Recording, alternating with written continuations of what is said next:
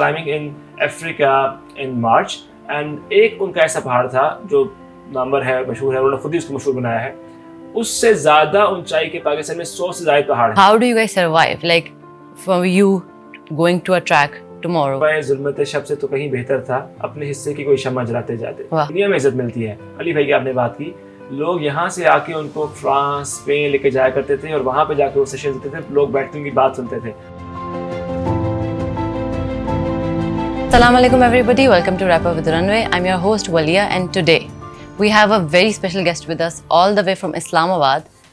He is a mountaineer, he is an activist, he is an author and what's not. We would know about him through him, the man himself, none other than Saad Munawwar. Assalamu alaikum Saad.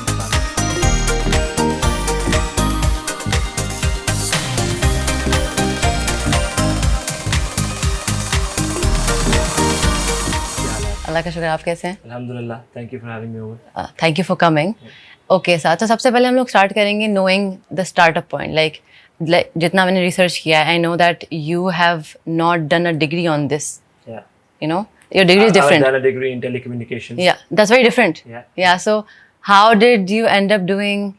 या असल में ये बड़ा valid सवाल है, ये अक्सर पूछा जाता है। मैं हुंजा या गिलगित या स्कर्दू में पैदा नहीं हुआ, रावलपिंडी में पैदा हुआ और मैंने तालीम भी यहीं पर हासिल की। ना ही मेरी फैमिली में कोई माउंटेनिंग करता है, ना ज़्यादा एडवेंचर से शौक़ रखता है। लेकिन ये है कि स्पोर्ट्स सब करते थे। मेरे वालिद साहब स्पोर्ट्स करते थे, मेरे दोनों बड़े भाई स्पोर्ट्स करते थे, तो शुरू से एक रुझान था बचपन से ही।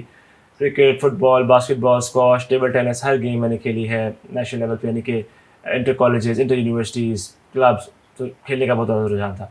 पढ़ते थे और खेलते थे, दो ही काम करते थे।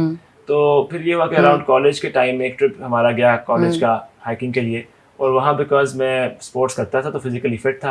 और दूसरा एक जो अंदर मैंने बाद में एक्सप्लोर किया वो ये कि I am a very curious person. So अगर हम यहाँ पर भी आएँ तो मैं पिक करूँगा हर एक चीज़ कि वो क्या कर रहा है, कैसे बात कर रहा है, क्या अपने अंदर इंसान बेहतरी ला सकता है।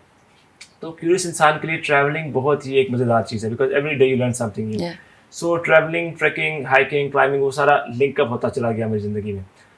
Physical fitness and the curiosity to know more and learn more. That became the foundation for me to get out of my city and go to a place that I've never been before, meet people that I've never met before, नई ज़बानें, नए culture, नई जगह। तो वो उसकी इश्तियाक में उसको हासिल करने की खातिर निकले। फिर एडवेंचर में ट्रैकिंग की, फिर ट्रैकिंग से क्लाइंबिंग की, तो करते करते अब मैं माउंटेनियरिंग भी करता हूँ।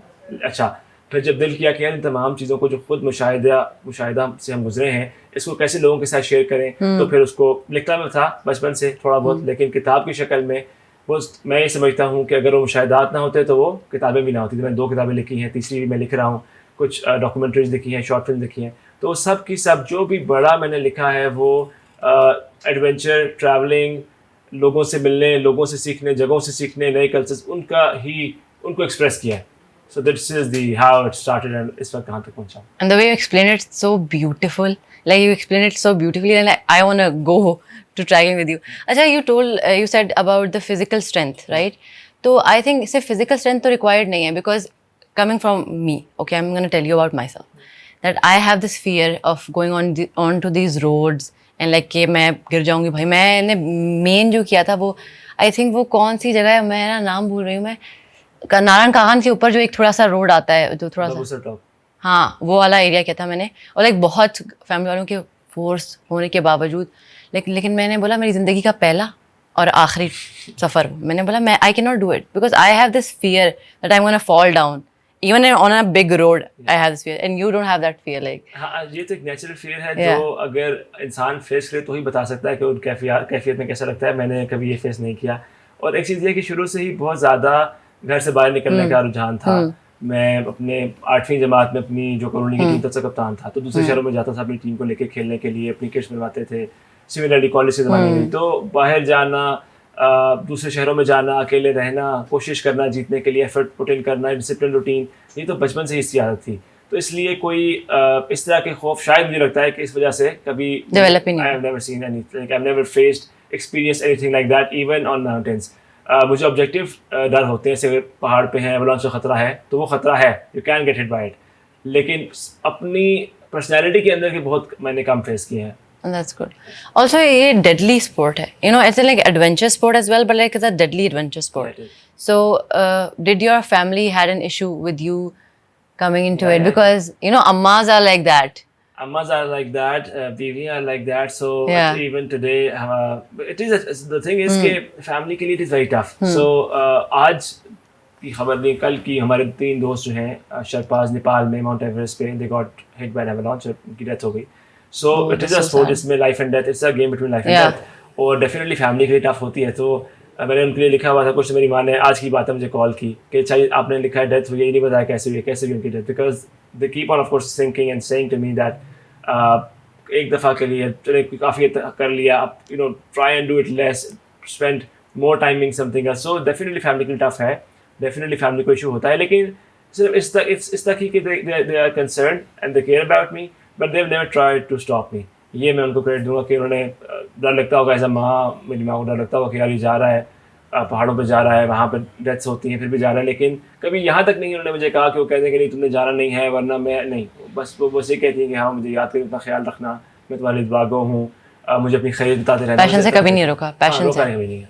And that's very nice of them. लेकिन आपको खुद कभी at any point ये नहीं feel हुआ कि you know what am I doing it right, and you know होता है. that's strength. How do you gather that strength for yourself? So passion बहुत important है. So for me once again I'm very passionate about this. I'm very passionate about even guiding. मैं guide भी करता हूँ, treks, climb जो लोगों को Okay. लेके जाता हूँ.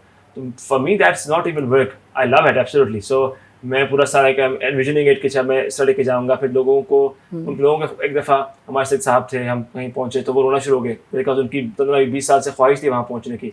सो मेरे लिए मुझे आई थिंक मेरे लिए मैं आज भी ये बता रहा हूँ, मेरे दिलो दिमाग में बस गया वो मोमेंट कि यार किसी के ख्वाब की तकमील मैंने उसको असिस्ट किया. So That's wonderful, if yeah. you're passionate about it, then आपको नहीं ऐसा फील होता. हाँ, एक कुछ ऐसी जगह आ जाती हैं जहाँ again you can see कि now the risk factor has increased a lot, and I try not to go beyond that. When I feel कि इसके बाद मैं एक तो देखिए डेथ तो यहाँ पे भी हो सकती है, तो लिखिए जहाँ पे Definitely. लेकिन ये ज़रूर कोशिश करते हैं कि खुद मौत के मुँह में हाथ न डालें, जहाँ पे देखें कि यार यहाँ से आगे रिस्क का फैक्टर बढ़ा है तो वहाँ पे उसको क्लोज कर दें. अभी रिसेंटली लास्ट ऑटम में मैं क्लाइंब कर था नेपाल में, और वहाँ पे एवलांच का ख़तरा था, और मैंने जब उसको देखा कि ऐसा हो सकता है तो I turn around. Next day was an avalanche and 20 people were hit, but I had already turned around because I could sense कि ये हो सकता है. तो जहाँ मुझे लगे कि ख़तरा है आई ट्राई के उसको ज़्यादा फोर्स ना कीजिए, because nature is very powerful. So mountain से, नेचर से आप मुकाबला नहीं कर सकते कि आप फोर्स करें कि नहीं वेदर जैसा भी होगा जो भी होगा मैं करूँगा, नहीं. वो अगर आपको हम इस तरह कहते हैं इस कम्युनिटी में कि पहाड़ आपको खुद इजाज़त देते हैं. सो अगर आपको लगे कि you know the mountains doesn't want you on the top, so you turn around, respect that. If you don't, then there's a good chance that they'll hurt you. Also, like coming from a background जहाँ हमें कुछ नहीं पता कि you know how do you guys go there, survive, and you know base camps. Like कुछ जो हम लोगों ने documentaries देखी हों या कुछ videos देखी हों तो उसके थ्रू हमें कुछ पता लग जाता है कि यार ये है situation वहाँ.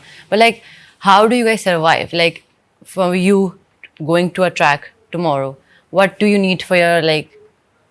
Okay, so बिल्कुल ऐसा ही है. ये ऐसा स्पोर्ट है कि शहरों से बहुत दूर खेला जाता है, तो इसीलिए लोग इसको सही तरह से जान नहीं पाते, इसलिए इसकी लर्निंग भी स्लो है. Yeah, अगर मैं definitely. 10 साल से कर रहा हूँ तो 10 साल की, अगर मैं 10 साल वही कोर स्पोर्ट खेलूंगा तो बहुत कुछ आप सीख जाएंगे, लेकिन इसमें लर्निंग प्रोसेस हुआ है, हर दफ़ा जाके सीखते हैं. दूसरा ये कि ऑफकोर्स आप उसके बारे में आहिस्ता आहिस्ता. अब इसमें जो अहम चीज़ है वो ये कि इक्विपमेंट ठीक होना बहुत ज़रूरी है. और अगर मैं रॉक क्लाइंबिंग कर रहा हूँ उसका अपना इक्विपमेंट है, मैं ट्रैकिंग कर रहा हूँ उसका अपना इक्विपमेंट है, अगर मैं माउंटेनियरिंग कर रहा हूँ उसका अपना इक्विपमेंट है, तो वो एब्सोल्यूट जो भी उसका लाइक मौजूद इक्विपमेंट है वो होना बहुत ज़रूरी है. उसके बाद इस तरह क्लाइंब अगर आप कर रहे हैं तो अब ये नहीं हो सकता कि आपने 8,000 पे या 7,000 पे 6,000 पे जाना है तो आप बस घर से निकले चले गए. एक्लिमेटाइजेशन करनी पड़ती है, तो उसका हर एक चीज़ का ना एक प्रॉपर प्रोसेस है, वो फॉलो करना पड़ता है. There are no shortcuts, because इस स्पोर्ट में अगर आप शॉर्टकट लेंगे तो that can be very you know drastic, आपको रिजल्ट्स मिल सकते हैं. सो आपको again you have to respect nature, you have to respect mountains, you have to have a proper equipment, and then you follow the process and you reach wherever you reach. I'm getting so many questions in my head. So first of all, like because you know that कि हमारे like cities में mainly ये ऐसी कोई learning नहीं है कि you know you take it as a passion or you tell us that it's a sport and it's healthy for you or I don't know what whatsoever. Like so what do you think? What is the vision that you guys wanna like develop something like that. Exactly. We have been working on it since many years now. Yeah. So again, अब वो उसको मैं छोटा करूँगा उस बात को, क्योंकि I don't want to say anything negative about anyone, because in the end आपने खुद देखना था आप क्या कर सकते Yeah, हैं. definitely. लेकिन वही वाली बात है कि आप पहले तो ये सोचते हैं कि जो मुल्की सतह पर जो मुल्क के वो इदारे हैं जिनका एक तरह से नाम है, फॉर एग्जांपल हम सोचेंगे कि फॉरेनर्स के साथ पाकिस्तान का जो क्या होना चाहिए, फॉरेन इंडस्ट्री तय करेगी. सिमिलरली टूरिज्म के लिए टूरिज्म इंडस्ट्री तय करेगी, टूरिज्म मिनिस्टर होगा, कोई उसके अंदर जो है PDDC होगा, जो भी होगा. तो पहले तो हम ये समझते हैं कि उनकी रिस्पॉन्सिबिलिटी बनती है बिकॉज हमारे मुल्क को रिप्रेजेंट करते हैं. बट उनके यहाँ जाहिर है उस तरह से काम नहीं हो सका जैसा होना चाहिए था. दैट इज़ वाई हम इंटरनेशनली क्या, नेशनली से आपने कहा, मुल्क के अंदर भी लोग नहीं जानते कि हमारे मुल्क में क्या कुछ है. तो मुल्क के अंदर नहीं जानते तो इंटरनेशनली कैसे जानते होंगे. सो ये एक कमी रह गई. तो हमने देखा जब हम इस फील्ड में आए कि ये कमी हमने भी अपने सामने देखी, और हमें लगता है कि हमारे ऊपर खुद रिस्पॉन्सिबिलिटी है, और हम कोशिश करते हैं कि मुल्क में भी, मुल्क से बाहर भी हम ट्रेनिंग्स भी रखवाते हैं एडवेंचर की, पाकिस्तान में ही, स्पेशली फॉर पाकिस्तानीज़. हम ट्रैकिंग पे गाइड करते हैं, क्लाइंबिंग पे गाइड करते हैं, टूर्स ऑर्गेनाइज करते हैं. वो हमारा अपना बिजनेस भी है, बट डेफिनेटली उसमें हम कोशिश करते हैं कि बेहतरीन तरीके से प्रेजेंट करें अपने मुल्क की चीज़ों को, because we have some of the highest mountains in the world, we have beautiful valleys, we have lakes, we have rivers, like हर चीज़ ऐसी जो दुनिया में टूरिज्म का बायस बनती है वो पाकिस्तान में मौजूद है. उनमें से कोई एक चीज़ भी दुनिया के किसी हमारे मुल्क में हो तो वो उसको यूटिलाइज करते हैं. Yes. हमारे पास डाइवर्सिटी है, वैरायटी ऑफ थिंग्स है, फिर भी हम उसको उस तरह से यूटिलाइज नहीं करें. I was climbing in Africa in March, and एक उनका ऐसा पहाड़ था जो नंबर है, मशहूर है, उन्होंने खुद ही उसको मशहूर बनाया है. उससे ज़्यादा ऊंचाई के पाकिस्तान में 100 से ज़्यादा पहाड़ है, और वो उस एक पहाड़ से मिलियंस ऑफ डॉलर्स की इंडस्ट्री उन्होंने बनाई हुई है, जिसमें सैकड़ों लोगों की जॉब्स लगी हुई हैं, और हम उतनी पूरे पाकिस्तान के पहाड़ मिला के उतना नहीं कर पा रहे. सो वंस अगेन, और उसकी क्या वजह है कि पहले इंसान खुद अपनी चीज़ों को रिस्पेक्ट करता है और फिर दूसरों को प्रेजेंट करता है. सो हमारे यहाँ इग्नोरेंस होती है, चिराग तले जो अंधेरा होता है वो यही है कि अपने मुल्क में है, किसी को मालूम ही नहीं है. सबको ये मालूम है स्विट्जरलैंड बहुत खूबसूरत है. क्यों? Because they marketed their country. अब देखिए, हम में से जो ना भी गए हो स्विट्जरलैंड, हमें फिर भी पता है कि खूबसूरती का इस्तारा है, बिकॉज उन्होंने मार्केट ऐसा किया कि हमारे दिमाग में फीड है. हर बच्चा कहता है स्विट्जरलैंड नहीं, स्विट्जरलैंड की थोड़ी बात हो रही है. सो हमने अपने मुल्क को मार्केट हम नहीं कर सके. सो अपने तक हम कोशिश करते हैं इंडिविजुअली अपनी कम्युनिटी को रिप्रेजेंट करते हुए कि हम अपने मुल्क में भी, कल हमारी एक जगह इसी तरह सेशन था, उनको भी हमने बताया कि जी पाकिस्तान में ये कुछ है, आप लोग एक्सप्लोर कर सकते हैं. So as a person who lives in the city, कहाँ से स्टार्ट कर सकते हैं? आप पहली मरतबा ट्रैवल करेंगे, आप जाएंगे, देखेंगे. पहली मरतबा आपने कोई ऐसा एडवेंचर करने जरूरी नहीं है कि पहली मरतबा निकल पड़े पहाड़ से करने. नो, जस्ट गो एंड सी कि अल्लाह ताला ने आपके मुल्क में कितनी खूबसूरती है. Learn when you will meet people. आप ऐसी जगहों पर जाएंगे, अलग कल्चर होगा, अलग ज़बानें होंगी, अलग ट्रेडिशंस होंगी, उससे आप सीखेंगे, और उसके बाद फिर आप खुद को एक्सप्लोर करते हैं साथ साथ कि यार वो क्या ऐसी चीज़ है जो मैं करना चाहता हूँ. एंड देन अगर आप नेचुरली वहाँ तक पहुँचते हैं, बहुत अच्छी बात है. उसके फिर स्टेप्स आएंगे, एक सर्टेन जगह तक आपको फिजिकल फिटनेस ले जाएगी. उसके बाद आपको टेक्निकल स्किल डेवलप करना होगा, आपको ट्रेनिंग लेनी होगी. अगर आपने माउंटेनियर बनना है, आपने सिर्फ ट्रैवल भी करना है, तो आपको ये सब करने की ज़रूरत नहीं है. आप पाकिस्तान में इतनी सारी चीज़ें हैं जहाँ सिर्फ ट्रैवल कर सकते हैं, रोड पे, यानी कि गाड़ी में बैठना है और कुछ भी आपने एडवेंचर नहीं करना. तो उसकी भी बहुत सारी ऑप्शंस हैं. और जैसे जो आपका सवाल था, तो हाँ बिल्कुल हम कोशिश करते हैं, जितना हमसे हो सके हम कोशिश करते हैं कि हम लोगों तक बात पहुँचाएं. ऑल्सो मैं ये बोलती हूँ कि हम लोग जब तक कि हमारा कोई इवन वो स्टार हो, हमारा कोई आर्टिस्ट हो, कोई भी हो, स्पोर्ट्स में हो, वो मीडिया से रिलेटेड हो, जब तक कि वो पास्ट ख़त्म, पुराना बात, या फिर उनका खुदा खासा इंतकाल नहीं हो जाता, तब तक हम लोग उनको नहीं जानते. Like coming to Ali Satpara साहब, I know you from the unsung heroes by Taimur Salahuddin. तो बड़ी खूबसूरत एक documentary, and he was with you guys to K2 base. तो कैसा था एडवेंचर वो सारा कुछ? Unsung heroes basically was result of a project, value of life project, जो हमारी माउंटेनियरिंग कम्युनिटी का प्रोजेक्ट है.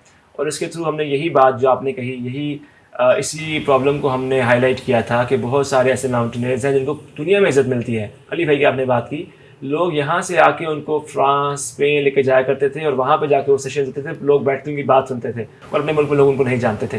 तो हमने यही कोशिश की कि इस तरह की जितनी भी कहानियाँ हैं उसको हम हाईलाइट करें अनसंग हीरोज़ के थ्रू और वैल्यू ऑफ लाइफ प्रोजेक्ट के थ्रू. तो वैल्यू ऑफ लाइफ प्रोजेक्ट का एक पार्ट था अनसंग हीरोज़, और वो डॉक्यूमेंट्री की जो कहानी है मैंने ही लिखी थी, एंड देन कॉन्टेक्टेड तैमूर के वो उसको अच्छी तरीके से एक्सप्रेस करें, because he is very good with that. So वो एक्सपीरियंस अली भाई के साथ अभी भी आज जब मैं कराची यहाँ आया हुआ हूँ, तो इसमें बहुत सारी ऐसी चीज़ें हैं जो वैल्यू ऑफ लाइफ ही हम लेकर चल रहे हैं. माउंटेनियर्स, उन माउंटेनियर्स की फैमिली को सपोर्ट करना जिनकी डेथ हो जाती है, उनकी बच्चों के एजुकेशन को आगे लेके चलना. बिकॉज जाहिर है, अब आपको मैं अगर बताऊँ कि जो इंश्योरेंस है पाकिस्तानी माउंटेनियर्स की जो आज तक रही है, वो 2 लाख रुपये है, लाइफ इंश्योरेंस. अगर एक इंसान मर जाए पहाड़ पाकिस्तान को, अली भाई अगर जिस तरह K2 पे फोत हुए हैं तो उनकी इंश्योरेंस 2 लाख रुपए आज तक चलती आई है. So we've been working on that since 3 years to change that, and inshallah Yeah, very soon हम definitely, उसको, because it's nothing. it's nothing, and there is no injury insurance. So if you get frostbite, आपकी हाथ cut जाता है, उंगली cut जाती है, आपको कुछ नहीं मिलता. So the government has no policy for you guys. that is all they have. So अब हमने खुद माउंटेनियर्स ने वही माउंटेनियरिंग कम्युनिटी के तहत ही हमने आपस में काम करते हुए यहाँ तक पहुँचेंगे इंशाल्लाह. इस साल हम इम्प्लीमेंट कर रहे हैं, अभी वो जल्दी फाइनल हो जाएगा कि जिसमें 2 मिलियन से 3 मिलियन तक के एटलीस्ट इंश्योरेंस होगी. इसके अलावा हेल्थ इंश्योरेंस भी होगी कि अगर किसी को इंजरी हो जाती है, तबीयत खराब होती है, कोई बीमारी होती है, उसकी भी होगी. सो कहने का मकसद है कि वो तमाम बातें थी. अली भाई इसलिए हमारे साथ थे उस वक्त जो हमारा वो एक प्रोजेक्ट था. ऐसी बहुत सारी और भी बातें थी, इसी तरह के इशूज़ थे. सो अनफॉर्चुनेटली बहुत ही उसके साथ ही अली भाई की वफ़ात हो गई. और हमने अपनी आंखों से देखा, और उसकी वजह से हम बड़े हर्ट भी हुए कि हम जब कहते थे उनकी ज़िंदगी में तो हमें वो रिस्पांस नहीं मिलता था, और जब वो फोत हो गए तो उसके बाद बहुत हाइप क्रिएट हुई. और हर लोग जो है हाँ, क्योंकि उनकी डेथ से बहुत ज़्यादा हाइप क्रिएट हुई थी. आई थिंक जो लोग जानते भी नहीं थे इन चीज़ों के बारे में ज़्यादा, दे गॉट टू नो. जी, बट वो उसमें भी आधा इशू ये है कि they get to know only half the things ना. सो वो नहीं होता कि एक होता है एरर, टाइप 1 एरर ये होता है कि आपको किसी चीज़ की इल्म ना हो.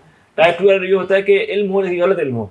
सो अली भाई के केस में ये हुआ कि बहुत सारे वो लोग जिनका ताल्लुक नहीं है, mountaineering became a table talk like politics or cricket, which it cannot be because you do not watch it on television. आपको कुछ नहीं मालूम उसके बारे में. So you just, for example, people were like कि जी कैसे गुम हो सकते हैं 300 मीटर का तो एक वो इतना बड़ा एरिया होता है, वहाँ जहाज गुम हो जाते हैं तो इंसान ने क्या घुमा. और मैंने काफी नेगेटिव वो एक भी आई थी बहुत सारी कि लोग बोल रहे थे कि हाँ खुद ही किया था, हमने थोड़ी बोला था. लेकिन क्योंकि हमारे यहाँ यही है ना, हम लोग रिस्पॉन्सिबिलिटी खुद नहीं लेते, हम विक्टिम ब्लेमिंग ही करते हैं. हम तो असल में उसको अंडरस्टैंड भी तो करें. अब एक चीज़ का मुझे इल्म ही नहीं है, कोई आपका कोई ऐसा फर्स्ट आपने एक अच्छी डिग्री की है जिसका मुझे इल्म ही नहीं है, और मैं उस पर अगर कमेंट देना शुरू कर दूं तो कोई तुक नहीं बनती. मुझे पता ही नहीं कि मैं किसी के बारे में बात कर रहा हूँ. लिसन कि ये है क्या चीज़. बट सिंस सोशल मीडिया का भी इसमें कुछ पार्ट है, वैसे भी हमारे मुल्क की आदत बन गई है कि हर बात पे हम बात करना पसंद करते हैं, चाहे उसके बारे में हम जानते हैं कि नहीं जानते. वो सदगुरु ने एक बात की थी इंडिया के मुतालिक कि हमारे यहाँ इशू ये है कि अगर आप बीच में जाएंगे और वहाँ एक बंदा चाय बना रहा है और उससे आप पूछेंगे तो उसे ये मालूम है कि प्राइम मिनिस्टर क्या गलत कर रहा है, उसे ये मालूम है कि सचिन तेंदुलकर की बैटिंग टेक्निक में क्या फॉल्ट है. उसे तमाम बातें मालूम है, बट उसे अपनी चाय बनानी नहीं आती. तो यही इशू है हमारे यहाँ भी. एक बार मैंने आई थिंक कोई इंटरव्यू आपका सुना था जिसमें आपने बताया था कि अली सतपारा साहब ने कहा था कि हम जितना भी हम जो ये क्लाइंबिंग करते हैं और ये सब कुछ जो प्रोसेस है, इससे उन लोकल्स जो वहाँ रहते हैं उनका काफ़ी फ़ायदा होता है. तो हमारी ऑडियंस को जैसे मुझे नहीं पता कि कैसे, उसका क्या इंसाइट है. ओके, मैं पहले इसका एक ब्रॉड आंसर देता हूँ, फिर जोली भाई ने बात की थी उस पर भी आ जाता हूँ. सो टूरिज़म, एडवेंचर टूरिज़म या टूरिज़म की कोई भी शाख हो, ये एक ऐसा फील्ड है कि इसके थ्रू जो लोकल एरियाज़ होते हैं जहाँ पे टूरिज़म किया जा रहा होता है, उसकी इकोनॉमिक डेवलपमेंट का ये बहुत बड़ा ज़रिया बनता है. रिसर्च ये कहती है कि किसी भी टूरिज़म एक्टिविटी में जब जो भी रेवेन्यू आता है उसका 60% उसी इलाके में रह जाता है. उसी इलाके में जॉब्स क्रिएट होती हैं, उसी इलाके से चीज़ें खरीदी जाती हैं. So it is the best way to develop a country और to develop a remote area. Even जहाँ पर भी आप जाएंगे उस जगह को अगर आपने डेवलप करना है इकोनॉमिकली तो ये बेस्ट तरीक़ेकार है. कैसे, अभी हम फ़र्ज़ कर लें K2 बेस कैंप या हम किसी इलाके में नलतर गिज़र किसी भी इलाके में हम टीम लेकर जाते हैं, क्लाइंट्स लेकर जाते हैं ट्रैकिंग के लिए. हम वहाँ पे जाएंगे, हम पोर्टर्स हायर करेंगे, हम कुक हायर करेंगे, हम हेल्पर्स हायर करेंगे, हम लोकल गाइड हायर करेंगे, हम वहाँ से कुछ खुराक लेंगे, तो हम बहुत कुछ वहाँ पे ख़रीदो फरोख्त भी करेंगे और बहुत सारा आमदनी जो है वो हम वहाँ पर लेकर जाएंगे. सो इस तरह से उस जगह की फिर ना सिर्फ ये उस जगह को एक्सपोजर मिलेगा, वो बाहर से आने वालों के साथ कनेक्ट होगा. उससे पता चलेगा अच्छा यार ये जर्मनी से आया है, चले बाहर के मालिकों को छोड़ा, ये लाहौर से आया है, इस्लामाबाद से, कराची से आया है, तो बहुत कुछ उनके लिए भी सीखने को मिलेगा, उनके बहुत सारे रास्ते खुलेंगे. अब जो अली भाई ने बात की थी वो ये थी कि अली भाई 2016 में उन्होंने वो दुनिया के पहले शख्स बने जिन्होंने नंगा पर्वत को विंटर में सर किया. तो उन्होंने कहा कि जब मैं ये समिट के करीब था और जब मैं ये इस तरफ कामयाबी की तरफ पहुंच रहा था तो मेरे जहन में ये बात आ रही थी कि बहुत अरसे से यहाँ पर एक्सपीडिशन नहीं आ रही, बट अब जब मैं इतनी बड़ी कामयाबी हासिल करूँगा और पूरी दुनिया में ये बात फैल जाएगी तो फिर दोबारा से यहाँ एक्सपीडिशन आने लग जाएंगी, ट्रैकिंग भी आएंगे, लोग क्लाइंबिंग करने के लिए भी आएंगे. जब वो आएंगे तो वो लोगों को रोज़गार मिलेगा, जब रोज़गार मिलेगा तो यहाँ पे जो इकोनॉमिकली इलाका डेवलप हो जाएगा, लोग खुशहाली आ जाएगी, प्रॉस्पेरिटी आ जाएगी. जब खुशहाली आएगी तो लोग दोबारा से अपने बच्चों को पढ़ाएंगे. यानी सिर्फ क्लाइंबिंग से कहाँ तक बात जा रही है कि बच्चे पढ़ना शुरू कर देंगे और वहाँ का इलाका खुशहाल हो जाएगा. क्यों? Because it is a bridge towards economic development, towards exposure, towards prosperity. और अगेन जस्ट जो बंदा यहाँ बैठा हो खुद कभी ना गया हो तो उसको सारे स्टेप्स नज़र नहीं आ रहे हैं, तो उनको लगता है कि यार Exactly. ये इंसान तो बस एक रिकॉर्ड बनाने के लिए काम कर रहा है, इसको सिर्फ फेम चाहिए, समझता है कि इस कामयाबी के थ्रू इसका बहुत नाम हो जाए। वैसे तो खैर वो भी कोई गुनाह नहीं है, लेकिन that is often not the reason, that is often not the reason. Also मैं ये बोल रही हूँ कि इतना डीप रूटेड ये काम है कि आप इतना सोच रहे हैं, और हमारे जो heroes, will call you guys heroes definitely, कि इतना सोच रहे हैं। हम लोग अपने घरों में, हम भी डे टू डे लाइफ अपने लिए गुजार रहे हैं। हम क्या कर रहे हैं अपनी कौम के लिए या अपने मुल्क की बेहतरी के लिए? हम भी कुछ नहीं कर रहे, लेकिन हम कमेंट फिर भी कर रहे हैं। दैट्स द थिंग ना, right? You guys are not doing anything yourself but you are commenting.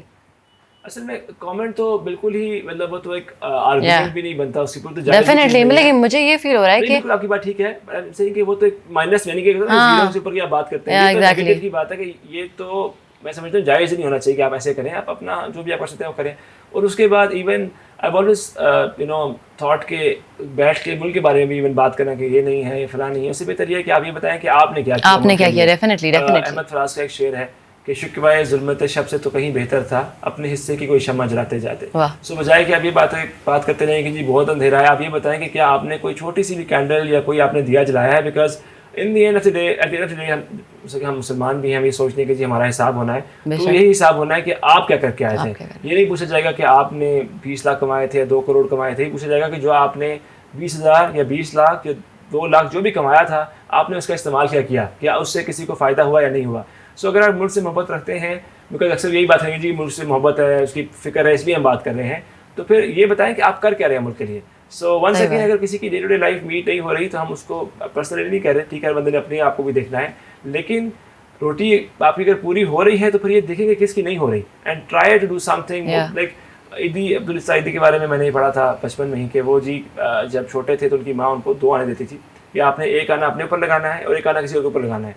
जब वो अपने ऊपर लगा लेते थे वो देखते थे कि किसको ज़रूरत है मैं उसके ऊपर लगाऊं, तो वो उनके लाइफ लॉन्ग उनके साथ रहा। तो आई थिंक इंसान को भी अपनी हर तरह की एबिलिटीज़, अपने दिमाग की अपने इवन प्रिविलेजेस को आपस में बांट लेना चाहिए कि यार 50% मैंने दिन में अपने लिए करना, चले 95% मैंने अपने लिए करना है, लेकिन 5% मैंने ज़रूर किसी पे खर्च करना है, मैंने किसी के बारे में सोचना है, मैंने अपने मुल्क के कोई प्रॉब्लम सॉल्व करना है। कहीं ना कहीं आप में कोई ना कोई टैलेंट होगा जो अल्लाह ने आपको दिया है, उस टैलेंट को आपने यूटिलाइज़ करना है अपने लिए भी, रिस्क तलाश करने के लिए, but definitely for something for your country और योर सोसाइटी। और मतलब आप गली से शुरू कर लें, आप जिस घर में पैदा हुए अपनी फैमिली का सोच लें, पहले अपनी फैमिली को आपने उसको अच्छे किसी जगह पर लेके जाना है, फिर अपनी गली का सोचें, फिर अपने शहर का, सिमिलरली आखिर में अपने मुल्क का, अपने दीन का, हर चीज़ का, बिकॉज वन सेकेंड इसी का हिसाब होगा फिर आपसे। And this is so beautiful. Like had you've made this conversation more deep rooted into like in so many soulful ways that I'm into it. अच्छा खैर, मैं अब बात करूँगी आपके वर्ल्ड रिकॉर्ड के बारे में कि आपने दुनिया के 3 हाईएस्ट माउंटेन्स को you made a route, right? It's the first ever 3 mountain ranges traverse. Yeah. तो दुनिया के 3 बुलंद तरीन पहाड़ी सिलसिले, mountain ranges. Okay. So Himalayas, Karakoram और हिंदू कुश, हमने उनमें 3 ऐसे पहाड़ चूज किए जिनकी बुलंदी 7,000 मीटर से ज़्यादा थी, और उनके बेस कैंप्स को कनेक्ट करने का एक नया रूट ओपन किया जो इससे पहले किसी ने नहीं किया था।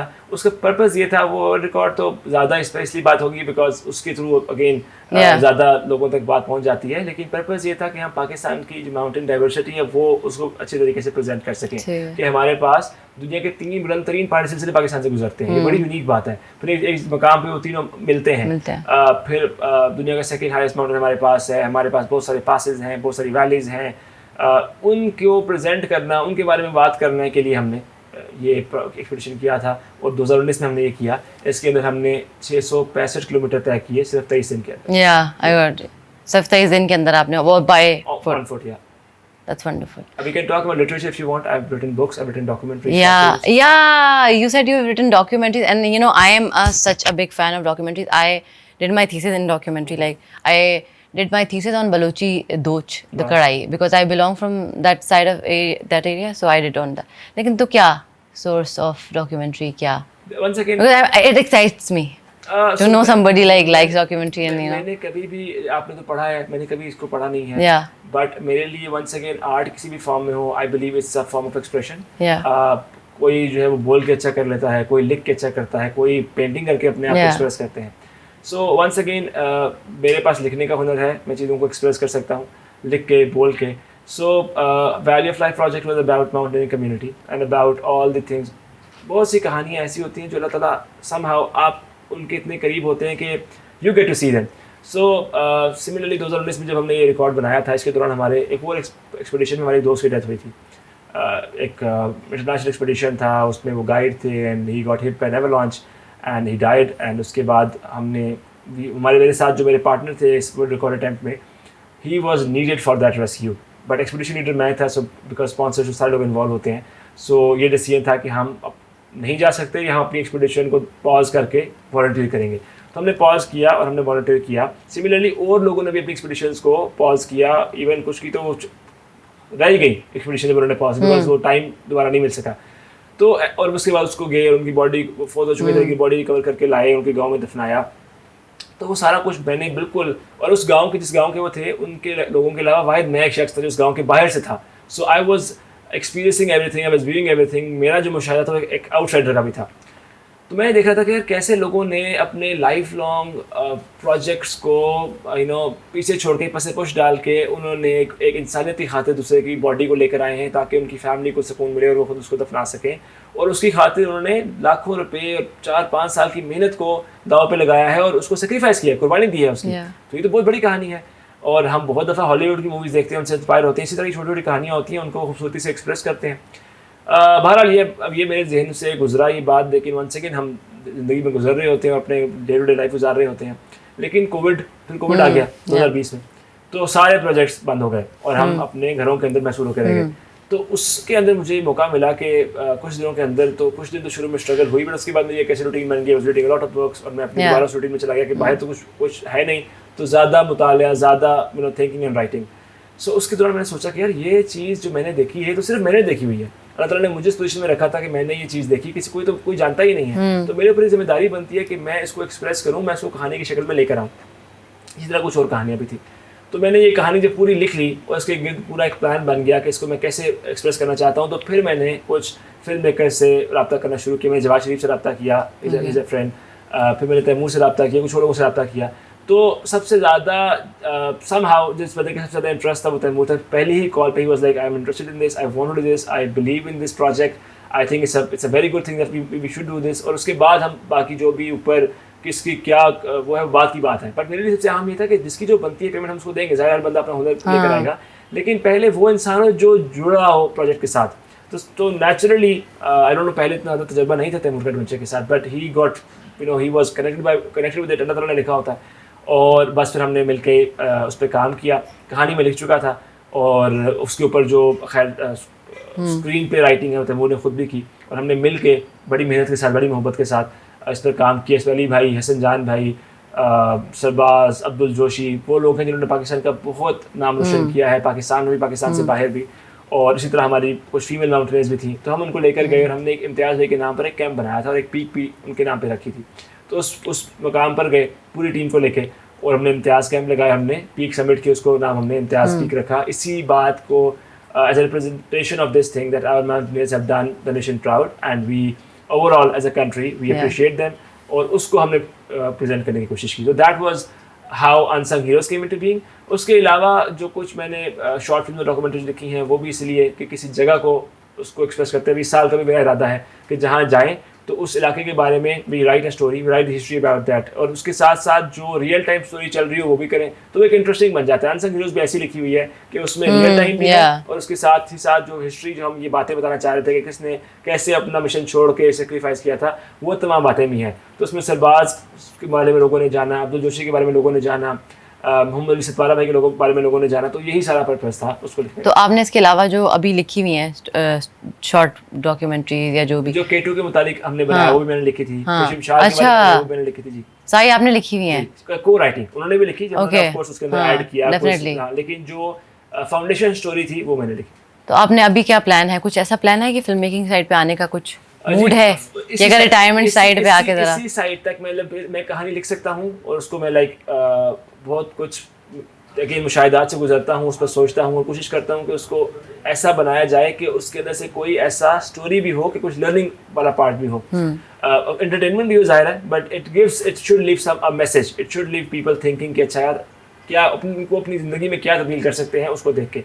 तो बिल्कुल ऐसे प्लान्स हैं, मज़ीद इन जगहों पे हम जाते हैं क्योंकि पार्शली देखें जो विजुअल उसके अंदर, जैसे हमने K2 के बारे में बनाई तो जितने लाखों लोगों ने वो देखी है, तो वो लोग उस जगह को जब अपनी आंखों से देख रहे हैं, they get connected with it. हमने शमशाद पास पे बनाई, और of course Taimur and his team are very expert in expressing it beautifully in terms of film making, तो उनका वो पार्ट स्ट्रॉन्ग है। तो उस इलाके के भी एक तरह से हमारी खिदमत हो जाती है, बिकॉज वो इलाका हमें रिस्क दे रहा है, तो उस इलाके को इन रिटर्न हमारी खिदमत है कि हम उस इलाके को लोगों तक पहुंचा रहे हैं, and people see that and they want to go there once again, और लोग वहाँ जाएंगे और वहाँ रोज़गार मिलेगा और वहाँ खुशहाली आएगी। सो एक रीज़न ये है। उसके अलावा मैं किताबें लिखता हूँ, मैंने इस 2 सफ़रनामे लिखे थे, इसी तरह मैं एक तीसरी किताब लिख रहा हूँ जो कि शॉर्ट स्टोरीज़ है, बट वो short stories partially non fiction है, पार्शली फिक्शन भी होगी। तो वो जो मेरे तजर्बे रहे हैं, तजुर्बा जो क्लाइंबिंग के दौरान, ट्रैकिंग के दौरान, अभी अफ्रीका गया उसके सफ़र के दौरान, नेपाल जाता हूँ उसके सफ़र के दौरान, उसमें कुछ एडवेंचर के भी होते हैं, कुछ आपके पर्सनल एक्सपीरियंसेस भी होते हैं। फॉर एग्जांपल मैं नामची में था नेपाल में, एक मशहूर गांव है, बड़ा हिस्टोरिकल गांव है, एवरेस्ट के रास्ते में आता है। तो वहाँ पे मैं शाम में खाना खा रहा था, मैं अकेला अपने उस ट्रैक में था, मैं और मेरा गाइड जो वहाँ लोकल गाइड था। तो एक फैमिली थी और लाइक अंकल आंटी थे एक, और उनके साथ काफ़ी सारे लड़के लड़कियाँ थे जो strong, I could see they are professionals, और वो अपनी जो लोकल टीम है उनके साथ एक उनका एक क्या हो सकता है गैदरिंग सी थी, बट बड़ी इमोशनल स्पिरिचुअल सी थी, आई कुड सेंस दैट। तो मैं खाना खा रहा था, मैं देख भी रहा था कि ये क्या हो रहा है, एंड देन आई रियलाइज कि वो डेविड लामा जो एक you know he is a late mountaineer who died few years ago, उसके माँ बाप थे और उसके दोस्त थे जो उनके साथ क्लाइंब करते थे। Okay. तो वो उसकी ज़िंदगी को सेलिब्रेट करने के लिए आए हुए थे, उसकी फेवरेट जगह पर जा रहे थे उसकी लाइफ को सेलिब्रेट करने के लिए, और वो एक इतना हर बंदा ये बता रहा था कि उसके क्या एक्सपीरियंसेस रहे डेविड लामा के साथ, और उसके फादर उसकी मदर बता रहे थे। तो वो एक इतना ही इतना होलसम एक्सपीरियंस था to see it from first hand, और कैसे एक इंसान ने ऐसी ज़िंदगी गुजारी हुई थी कि उसकी मौत के बाद भी लोग उसकी ज़िंदगी को ऐसे सेलिब्रेट कर रहे थे। उसका यकीनन अपने माँ बाप के साथ, अपने दोस्तों के साथ कुछ ऐसा रिलेशन रहा होगा कि वो आज भी उसको याद कर रहे थे। तो आप ऐसी बहुत सारी चीज़ों को एक्सपीरियंस करते हैं। सिमिलरली भी अफ्रीका में मैंने एक छोटी सी एक्सपीरियंस की। हम सफारी पर थे और वहाँ पे एक शेरनी अपने 3 छोटे छोटे कब्स को लेके जा रही थी। तो मुझे वहाँ के लोकल गाइड ने बताया कि जब शेर के बच्चे पैदा होते हैं तो उनकी जो माँ होती है वो उनको फैमिली से इंट्रोड्यूस नहीं करवाती। क्यों? बिकॉज कजन्स वगैरह जो उनके होते हैं फैमिली में वो ऐसे खेलते हैं, because of course wild life है, कि वो बच्चे मर सकते हैं। वो उनको आपस में अकेले ऐसी करते हैं कि उनकी बैकबोन टूट सकती है और दे कैन डाई। सो वो माँ 6 महीने 8 महीने उनको अपने पास रखती है और उससे अकेले छुपा के जंगल में घूमती रहती है ताकि किसी से ना मिल पाए, and then when they are strong enough she introduces them to the family. So ये एक अनबिलीवेबल सी कहानी थी मेरे लिए। ऐसी बहुत सी कहानियाँ हैं, तो कभी मैं उन पर आर्टिकल लिख देता हूँ उसी वक्त, या मैंने अब सोचा है कि जिस तरह मैं अब जो किताब लिख रहा हूँ इसके अंदर मैं वो शॉर्ट स्टोरीज जो हैं उनको कंपाइल करके probably by this time next year it should get published. तो इस तरह की मेरे जो इंस्पिरेशन होती है लिखने के लिए वो often it comes from my experiences.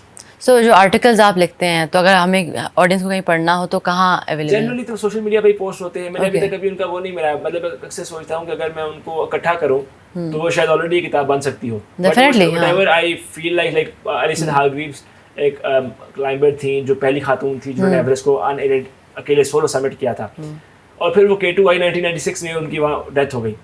बहुत सालों बाद 2018 में उनके बेटे भी क्लाइंबर बन चुके थे, and then he came to Nanga Parbat and he also like उन्होंने बहुत सारी पीक समिट की, बट 2018 में उनकी नागा पर्वत में डेथ हो गई। तो मैंने एक आर्टिकल लिखा उन माँ और बेटे के ऊपर कि डेथ्स दैट यूनाइट अस, कि वो बेटा अपनी माँ को ही तलाश कर रहा था इतने साल, और आखिरकार जब वो भी पहाड़ पे उसकी भी मौत हुई तो वो अपनी माँ के साथ रीयूनाइट हो गया। तो कुछ वो बहुत लंबा था, उसमें बहुत सारी बातें और भी थी, जस्ट गिविंग द समरी। तो उनकी बहन ने वो पढ़ा, वो खुद भी क्लाइंबर है, उन्होंने मुझसे रब्ता किया, ब्रिटिश। उन्होंने कहा कि थैंक यू वेरी मच कि आपने मेरी माँ और मेरे भाई के बारे में लिखा, and we met afterward in Islamabad when she came to Pakistan. तो ऐसे बहुत सारी चीज़ें हम लिखते हैं। इसी तरह पाकिस्तान के जो पोर्टर्स होते हैं जिनके पास बिल्कुल इक्विपमेंट नहीं होता लेकिन वो बड़ी बड़ी एक्सपीडिशंस को फैसिलिटेट करते हैं, उनके बारे में लिखा। तो वो एक मशहूर स्टीफन रज़ेटी एक ब्रिटिश फोटोग्राफर है, उसने उसको अपने शेयर किया कि मैं इससे सहमत भी हूँ और मैं इसको करता हूँ कि मैं इस पर एग्री करता हूँ। तो हज़ारों लोगों ने पढ़ा। तो ऐसी बहुत सारी चीज़ें होती हैं, बट मैंने आज तक कभी उनको कंपाइल ही नहीं कर सका। मैं जो किसी चीज़ से गुजरता हूँ उसको लिख के पोस्ट कर देता हूँ, 4 लोग पढ़ें या 4000 पढ़ें, जो मुझे लगता है कि एक ऐसी बात है जो कि शेयर की जानी चाहिए तो मैं कहता। लेकिन मे बी अभी बड़ा एक एक्टिव टाइम चल रहा होता है, एक्सपीडिशंस होती हैं, ट्रैवलिंग होती है। Once I am done with all that, maybe I'll compile it and maybe we'll publish my Also, you won't have like a lot of storytelling mountaineers with you guys. हाँ, exactly. So मैं सोचती हूँ कि आपकी जो from start scratch के you're going to the mountain, आप अपनी स्टोरी लिखी हुई आपने कही कि मैं today I am like setting up for my No, I don't do that. Why? Because I think it limits you. Yeah. So दो चीज़ें होती हैं. एक तो उस वक्त आप naturally आप you keep on thinking about मैंने इसको लिखना है. So हाँ. it's hard. दूसरा वो adventure बड़ा consuming होता है, बड़ा difficult होता है, तो उसके अंदर ये एक बड़ा additional task बन जाता है. तीसरा, I am partially like क्या कहूँ कि एक रोमानियत होती है, एक रोमांटिक होते हैं, आप रोमांटिसाइज करते हैं आप एडवेंचर को भी, अगर आपको Yeah, वो definitely. पैशन है तो. So when I right afterwards, so I still remain in those areas. मैं एक जगह से होके आया हूँ, अगर मैं 6 महीने किताब लिख रहा हूँ तो मैं 6 महीने उसी जगह पे रहता हूँ. और कुछ ना कुछ उसमें मेरा, मैंने एक जगह लिखा था कि वो तस्वीर जो हम नहीं खींचते वो सबसे खूबसूरत तस्वीर होती है, बिकॉज हमेशा हमारे जो है ना गुमान में रहती है, उस गुमान में हम वो रंग डालते हैं जो उस असल तस्वीर में नहीं हो सकते थे, जो अगर हम उसको वहीं पे कैप्चर कर लेते. सो जो तख़य्युल का पावर होती है ना, जो उसके रंग होते हैं वो असल रंग से भी ज़्यादा खूबसूरत हो जाता है time. So that is why I try to keep it open. जो फैक्ट्स हैं उनको तो नहीं छेड़ते, लेकिन उसके अलावा जो हम जिस तरह से एक्सप्रेस करना चाहते हैं वो I try to express it in the most natural way possible. So that is why I do not block it in terms कि मैं उसे लिख दूँ कि ये सफ़ेद था. If I want to change it that day, तो मैं इसे blue भी कर देता हूँ. So yeah, that's why I do not write it. So you don't like to write what's in a day of a mountaineer? Because I would love to read that. लेकिन वैसे होता कैसे है, आप हमें अगर बताएं हमारे ऑडियंस के लिए कि what's a day like in your life? Okay. So अगर आप When you're going to the mountain. Yeah, I get it. Yeah. So अगर आप ट्रैक कर रहे हैं तो उसकी इंटरेस्टिंग बात ये होती है कि रोज़ एक बस्ती है और रोज़ उजड़ जाती है. यानी आप पूरा सामान लेके मेस, किचन, बर्तन, खुराक, आटा, चिकन, कस्टर्ड, कॉफ़ी, चौक, हर चीज़ लेके, पूरा एक घराना लेके, मेंबर्स, देन अगर 10 मेंबर हैं तो 40 पोर्टर्स, किचन स्टाफ, 50-60 लोग होते हैं, जा रहे होते हैं एक जगह से 10-20 किलोमीटर दूसरा गए, पहाड़ों में ग्लेशियर्स पे गए, वहाँ सारे दोबारा बस्ती बसी, मेंबर से कैंप्स लगे, किचन कैंप लगा, मेस स्टैंड लगा, शाम हुई, डिनर हुए, डांस हुआ, लोगों ने गाने गाए, बातें की, एंड देन फजर के बाद दोबारा सब कुछ रैप अप हुआ और फिर आगे चल पड़ते हैं. तो I find it very fascinating, because आप ये देखें, इट्स लाइक दुनिया भी ऐसी है. आप अगर चले जाएं, इवन शहर बसते हैं, उसका स्पैन बहुत बड़ा होता है, 100 साल, 200 साल, 1000 साल, 4000 साल. बट इसी तरह जब शहर जो उजड़ चुके हैं, अभी हम पढ़ते हैं अपनी जो स्पेन में मुसलमान कभी रहते थे, तो वो शहर वैसे तो नहीं है, अब तो कुछ और बदल गया. तो इसी तरह इंसान, बिकॉज इंसान की मुद्दत हयात बहुत छोटी है ना, तो हम हिस्ट्री को इस तरह से नहीं पढ़ पाते हैं, बस किताबों में पढ़ते हैं. लेकिन अगर हमें समहाउ मौका मिल जाए तो भी मैं सोचता हूँ ऐसा ही होगा कि लोग आएंगे, बसेंगे एंड देन उजड़ जाएंगे. तो वो जो एक पर्सपेक्टिव मिलता है आपको कि कैसे इंसान भी दुनिया में ऐसे ही आता है, कुछ अर्से के लिए यहाँ पे अपना काम करता है and then he leaves. Trekking मुझे इवन वो पर्सपेक्टिव देता है. मैं अक्सर जब कैंप्स पैकअप हो रहे होते हैं तो मैं ऊपर चला जाता हूँ किसी जगह पे, और ऊपर से देखता हूँ ये पूरी बस्ती अब उजड़ रही है एंड देन अभी कहीं और जाके बसेंगे. खैर उसमें होता है रोज़ आप चल रहे हैं, नई जगह देख रहे हैं, आपने सामान उठाया हुआ है, ट्रैकिंग करने ये होता है. क्लाइंबिंग के अंदर ये होता है कि आपके जैसे अगर ज़्यादा ऊंचा पहाड़ है, 6000 मीटर या से ज़्यादा ऊंचा है, तो आपके कैंप्स होते हैं. सो आपने एक्लेमेटाइज करना होता है. बेस कैंप इस्टेब्लिश करते हैं पहले, जहाँ तक भी चल के 7 दिन, 10 दिन, 5 दिन चल के, फिर वहाँ से आप अपना कुछ सामान लेके कैंप 1 जाते हैं. एक्लेमेटाइज क्यों करना होता है? बिकॉज हमारी बॉडी इसलिए नहीं लाइक कस्टम नहीं है ज़्यादा बुलंदी पर रहने की. ये वो जगह के जहाँ पे हम कस्टम्ड हैं, सतह समंदर के पास, ऑक्सीजन यहाँ पर पूरा है. फिर आप ऊपर जाते जाएंगे तो कहीं पे 70% रह जाएगा, कहीं पे 50% रह जाएगा. तो उन जगहों पर जाहिर है आपको आप क्या करते हैं, आप जाते हैं और फिर वापस आ जाते हैं. बॉडी को बताते हैं कि हमने इस जगह पे रहना है. तो लंग्स आपके और आपकी पूरी बॉडी जो है वो उससे एक्लेमेटाइज हो जाती है, कस्टम हो जाती है कि अच्छा मैंने वैसे रहना है. देन ऐसे करते करते करते आप हाईएस्ट जगह तक जाते हैं और वापस बेस कैंप पर जाते हैं, ताकि आपकी बॉडी रेडी हो जाए समिट पुश पे जाने के लिए, समिट को अटैम्प्ट करने के लिए. एंड देन यू उसमें जो बड़े पहाड़ हैं, 8000 मीटर के पहाड़, 7 इन पे तो महीना से ऊपर भी लग सकता है, 30 दिन 40 दिन लग जाते हैं उसको सबमिट करने की कोशिश में, जो ज़्यादा मीटर्स के होते हैं. तो उसमें आपके पास क्या क्या होता है, like to have like eat and everything? Base camp में सब कुछ होता है. हाँ. आपके पास बेस कैंप के बाद कितने दिन का आपने सबसे ज़्यादा जो ट्रैवल किया? लाइक आपकी जो सबमिट पुश होती है वो 5 से 6 दिन की होती है जो आपकी, अदरवाइज आप जाके वापस बेस कैंप आ जाते हैं. अच्छा, जाके वापस बैठ जाते हैं. तो फिर जब एक्लेमेटाइज करना होता है ना, सो आप हाइट पे जाते हैं, अपना सामान पहुंचाते हैं, अपना कैंप एस्टैब्लिश करते हैं, then you come back to the base camp. Okay. Then you rest, then once again go to इस तरह होता है. So isn't it more hectic that you have to travel like back and forth? Very tough as well. So how do you guys manage to keep your sanity? It is hard, but it takes time. आप सीखते हैं, हर दफ़ा सीखते हैं. आपको बहुत सारे और ज़हन में प्रेशर्स होते हैं, लेकिन that is why we say that mountaineering में physical strength के साथ साथ mental strength is very important. Yeah, that's it. So thank you so much, Saad, for coming and joining us for this conversation, and it was a delightful conversation having you.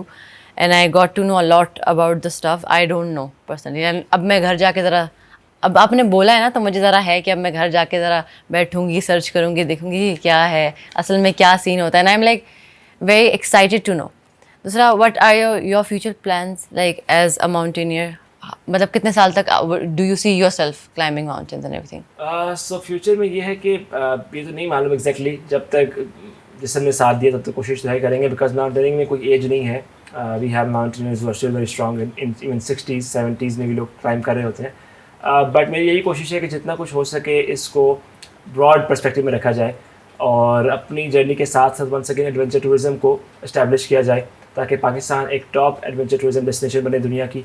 और इसलिए कोशिश ये है कि पाकिस्तान में बहुत सारी, जो एक मेरा काम रहा है मुल्क की सतह पे, वो ये है कि ज़्यादा से ज़्यादा ट्रैकिंग डेस्टिनेशंस को ऐड अप किया जाए. What I saw few years back was कि K2 बेसिन के अलावा कोई भी चीज़ फिक्स डेट पे, फिक्स कॉस्ट पे नहीं मिल रही थी. अब अल्हम्दुलिल्लाह हमारे प्लेटफॉर्म से कम 5 से 6 से ज़्यादा एक साल के अंदर ऑप्शंस होते हैं लोगों के पास, बिगिनर लेवल से लेके एक्सपर्ट लेवल तक, 2 दिन के से लेके 14 दिन तक, 16 दिन तक के भी आपके पास ऑप्शंस होते हैं कि आप कितना स्किल्ड हैं, कितना एक्सपीरियंस रखते हैं, उस तरह से आप आगे इस फील्ड में आगे जा सकते हैं.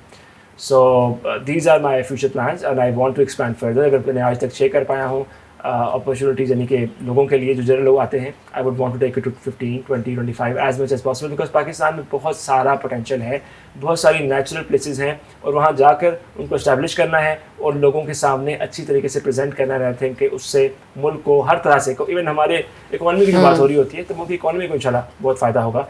और बाकी thank you very much for giving this opportunity, because हमें भी मौका मिलता है कि हम लोगों तक की बातें पहुंचा सकें. इंटरनेशनली तो बात ही बात है, पहले अपने मुल्क में अगेन लोगों को पता चले कि हमारे मुल्क में कितनी अपॉर्चुनिटीज़ हैं, कितनी खूबसूरती है, और आपके तवज्जुह से और भी लोग जानेंगे और इंशाल्लाह वो फिर प्लान करेंगे, जाएंगे, अपने ही हमवतनों से मिलेंगे जो इसी मुल्क में रहते हैं लेकिन उनकी कहानी मुख्तलिफ है, एक दूसरे की कहानी को जानेंगे, एक दूसरे के कल्चर को जानेंगे. And it will always bring something good, because diversity is something that you must celebrate. ये एक ऐसी चीज़ है कि अगर आप उसको अपने लिए बुरा समझेंगे तो वो आपकी वीकनेस बन जाएगी, अगर उसे आप अपने लिए अच्छा समझेंगे तो आपकी स्ट्रेंथ बन जाएगी.